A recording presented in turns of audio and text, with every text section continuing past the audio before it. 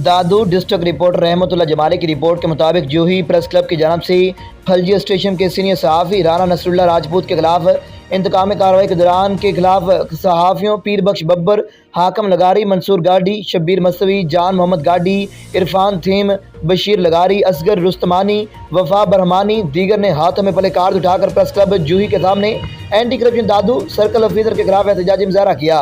उन्होंने कहा कि हक सच लिखने पर राना नसरुल्लाह को इंतकामी कार्रवाई का निशाना बनाया जा रहा है। सहाफ़ी राना नसरुल्लाह ना कोई सरकारी मुलाजम ना ऑफिसर है।